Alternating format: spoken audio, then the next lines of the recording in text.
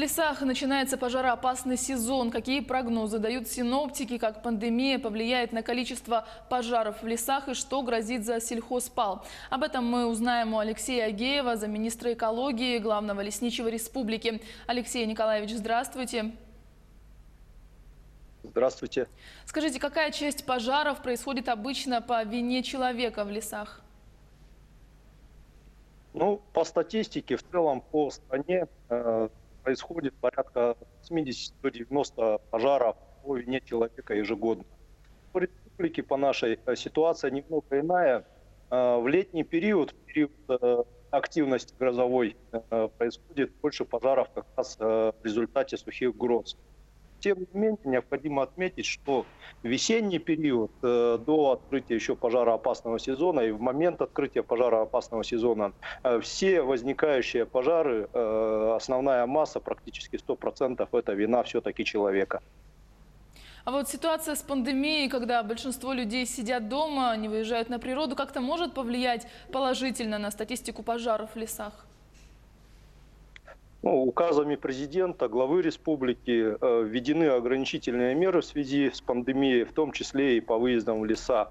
Несмотря на это, после долгой зимы люди все же рвутся на природу, отдыхают, жарят шашлыки.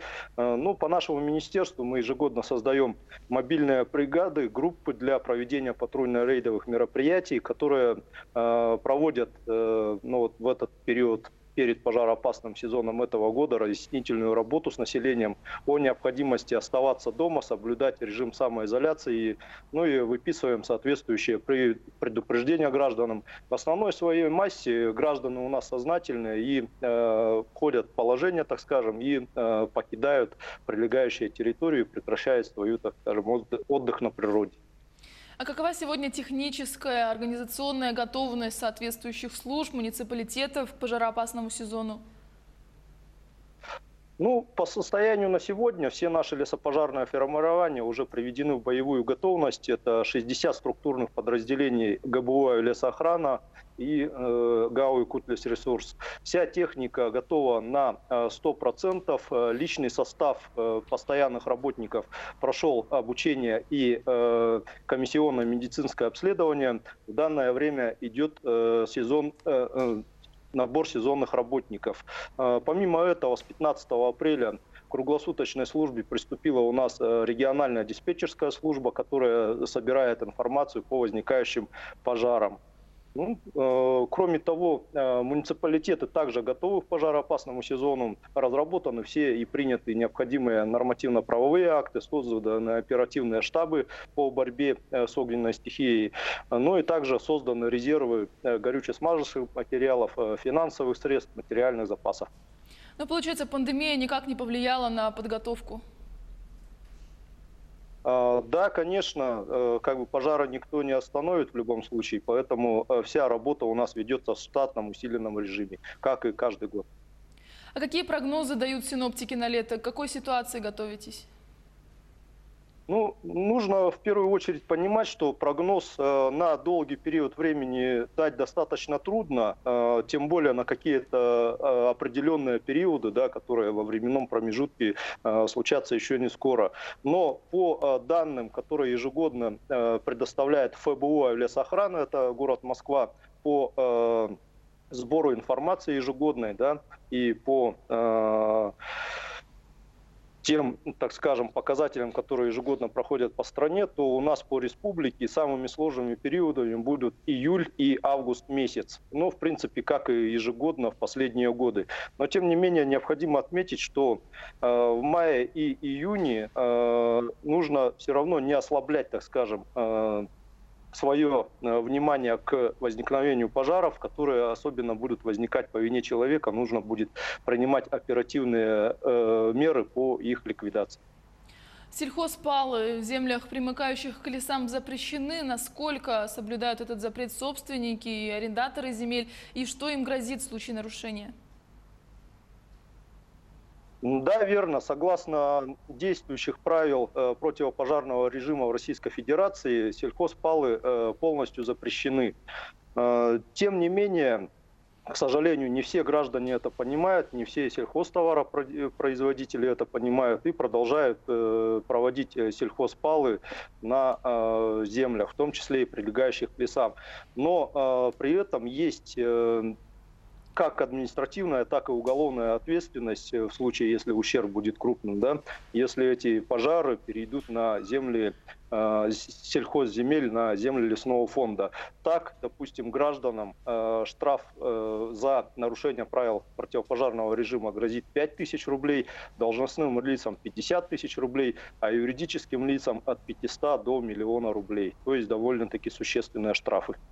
На совещании у главы государства Айсан Николаев вновь озвучил проблему диспропорции финансирования тушения лесных пожаров в регионах. Президент поручил пересмотреть действующую методику распределения средств. Это наверняка долгий процесс, и в этом сезоне вряд ли пересмотрят. Так это или Да, нет? республика на протяжении многих лет уже ставит вопрос диспропорции финансирования на переданное полномочия в области лесных отношений. К примеру, по стране у нас средний показатель финансирования на 1 гектар составляет 190 рублей, даже чуть больше. Этот показатель по некоторым регионам отдельным доходит до 500 рублей за 1 гектар, тогда как у нас в республике этот показатель составляет всего 6 рублей 90 копеек за 1 гектар. Диспропорция налицо. В связи с этим президентом страны дано поручение в адрес МПР России и Министерства финансов России данную диспропорцию постараться устранить. Конечно, это процесс, как вы сами отметили, весьма долгий и сложный, потребует внесения изменений в законодательство Российской Федерации и нормативно-правовые акты. Но мы надеемся, выражаем надежду, что все-таки с 2021 года заработает новая методика, и данная диспропорция в какой-то мере все-таки будет уменьшена. Ну и помимо этого, что это даст? В первую очередь это даст, мы сможем увеличить кратность авиапатрулирования, что в свою очередь позволит нам повысить эффективность тушения лесных пожаров возникающих на малых площадях. Оперативность тушения – это основной показатель при тушении лесных пожаров. Еще одна финансовая проблема – это обеспечение питанием тех, кто занят на тушении пожаров. Будут ли федеральные средства предусмотрены в этом году и решит ли это проблему дефицита работников, задействованных в тушении пожаров? Ну, на уровне руководства республики, нашей республики, данный вопрос уже решен.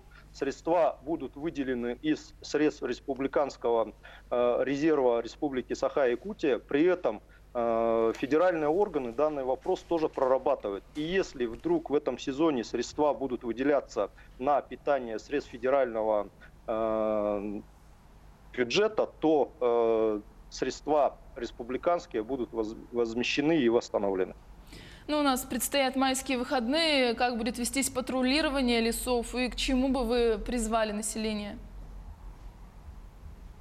Ну, ежегодно в майские праздники мы проводим усиленное патрульно-рейдовое мероприятие. Ну, это связано, конечно же, в первую очередь с тем, что люди выезжают на пикники, на природу, жарят шашлыки и прочее, прочее.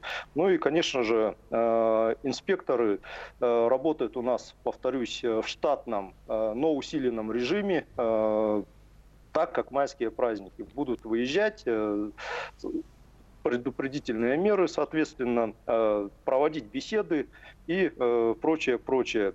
Но это не только относится к предупредительным мерам при подготовке к пожароопасному сезону, но и также в первую очередь к сохранению здоровья самих граждан. В данное время нужно оставаться все-таки дома и соблюдать режим самоизоляции.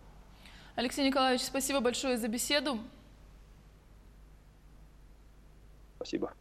Я напомню, вы смотрели актуальное интервью. Оставайтесь с нами.